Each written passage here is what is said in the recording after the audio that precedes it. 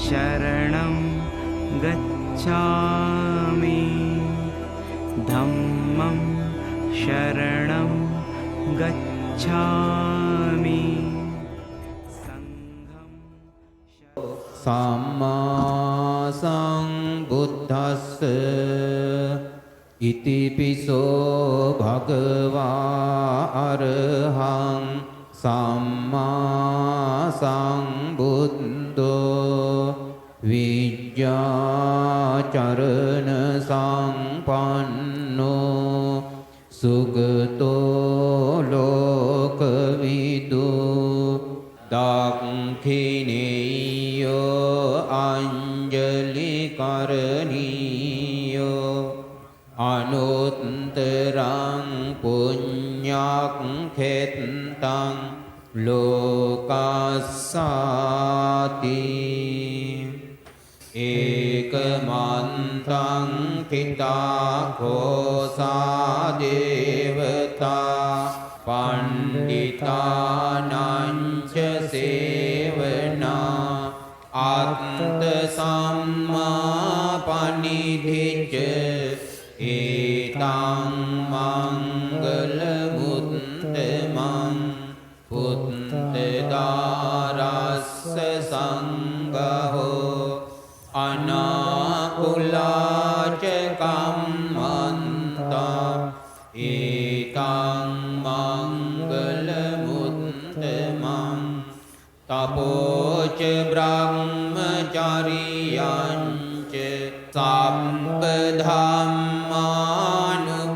සම්පධම්මානුභාවේන සදා සොත්ති භවන්තු තේ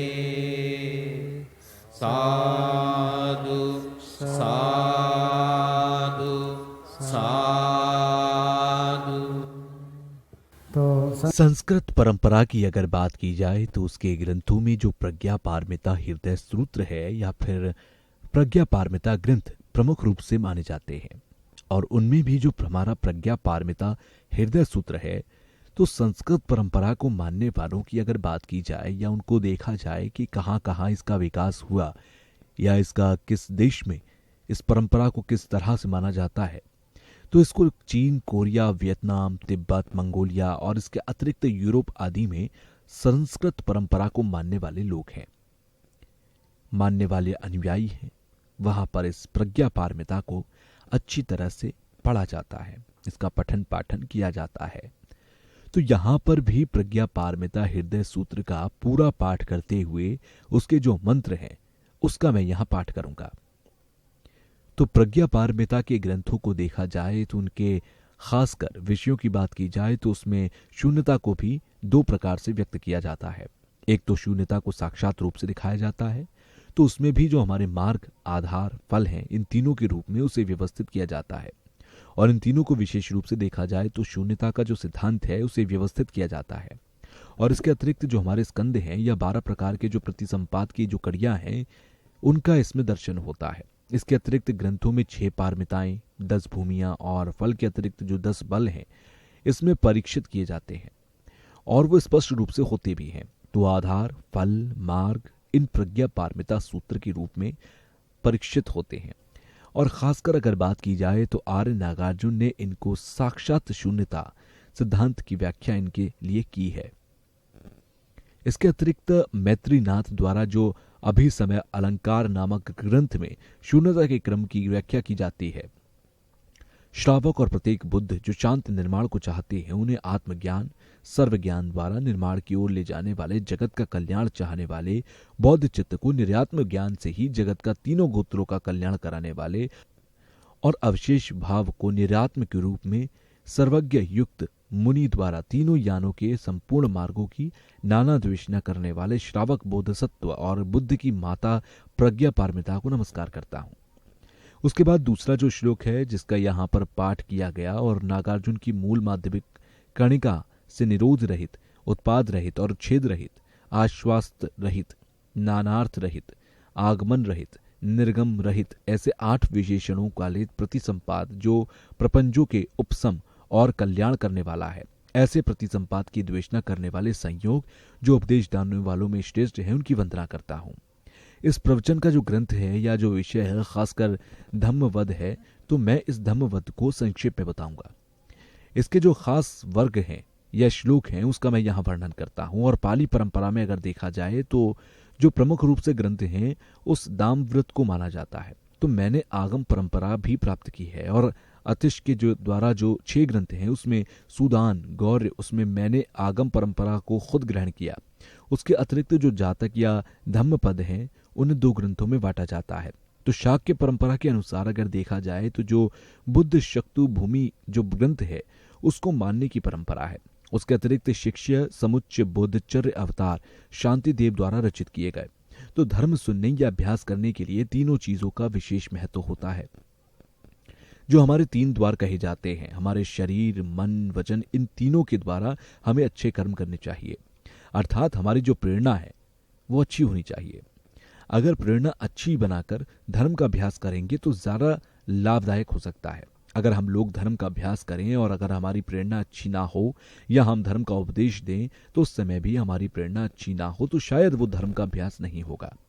जैसे कि उदाहरण के तौर पर देखा जाए कि मैं धर्म की व्याख्या कर रहा हूं और उस समय हमारे मन में ऐसा विचार आए कि हम प्रसिद्धि के लिए जो स्वयं के लिए हित और दूसरों के लिए द्वेष आसक्ति इत्यादि रखकर धर्म की व्याख्या करें अर्थात धर्म का अभ्यास करेंगे तो यह अभ्यास ना होकर एक तरह से पाप कर्म हो जाता है।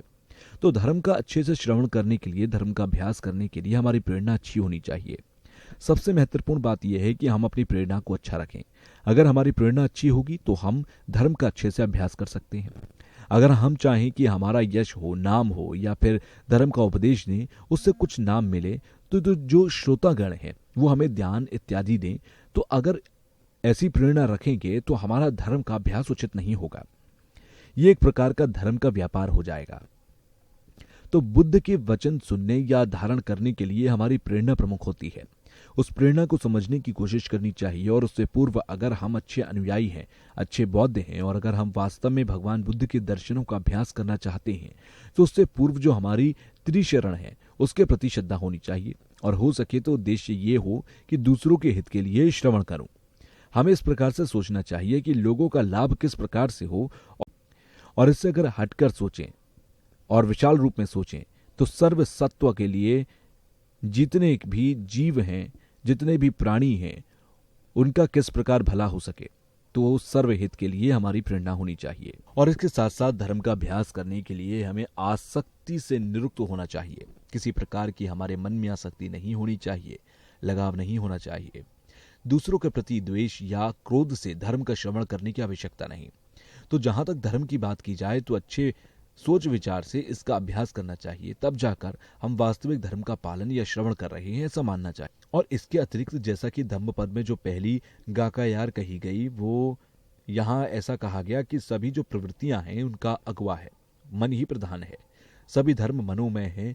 जब कोई व्यक्ति अपने मन को मैला करके वाणी बोलता है, अपने मन में क्रोध करके अच्छी वाणी बोलता है अथवा शरीर से कोई बुरे कर्म करता है, तो उसके दुख उसके पीछे ऐसे ही हो लेते हैं जिस प्रकार से एक बैलगाड़ी के पीछे उसके चक्र चलते रहते हैं, वो हमेशा साथ साथ रहते हैं। उसी प्रकार से हमारे दुख और पाप भी साथ साथ रहते हैं। तो यहाँ प्रश्न ये उठता है कि जब हम धर्म की बात करते हैं तो धर्म क्या है, किस चीज को धर्म कहते हैं, धर्म की व्याख्या क्या है। और आज जो ये धर्म है इस देश में, इस दुनिया में 2 से 3 हजार वर्ष पूर्व उत्पन्न हुए, तो उनकी जो प्रासंगिकता है वो आज के युग में है कि नहीं, इसके बारे में हमें सोचना आवश्यक है।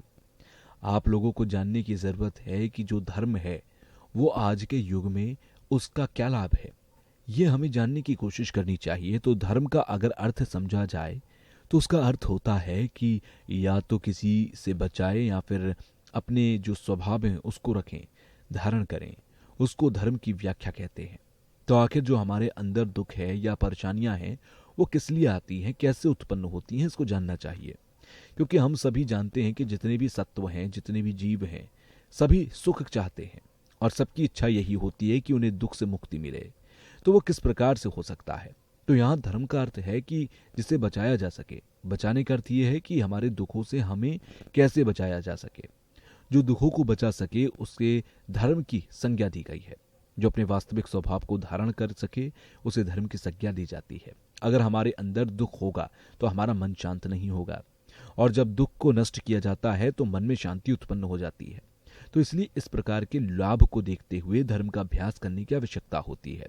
तो धर्मों में प्रमुख रूप से जहां तक सूत्रों की बात की जाए, जैसा कि यहाँ धर्म पद में पहला जो श्लोक कहा गया जिसमें व्याख्या की गई कि हमारा मन ही सारी चीजों का हुआ है, चाहे वो दुख हो या सुख। तो एक श्लोक से हम समझ सकते हैं कि किस प्रकार से इस धर्म पद में जो हमारे मन की व्याख्या की जाती है, जो श्लोक है लाभदायक है, क्योंकि हमारे मन में जितने प्रकार के भी बुरे कर्म हैं, जो बुरे क्लेश हैं, उनको निकालने की कोशिश करनी चाहिए। अगर हमारे मन में आसक्ति या क्लेश उत्पन्न होंगे तो हमें दुख होगा।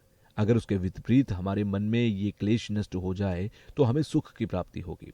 तो ज्यादातर हमारे जो भौतिक चीजें हैं या फिर जो हमारी इंद्रियां हैं, उनके द्वारा हमारे शरीर को किस प्रकार से लाभ हो सके उसकी कामना या उसकी चाह होती है।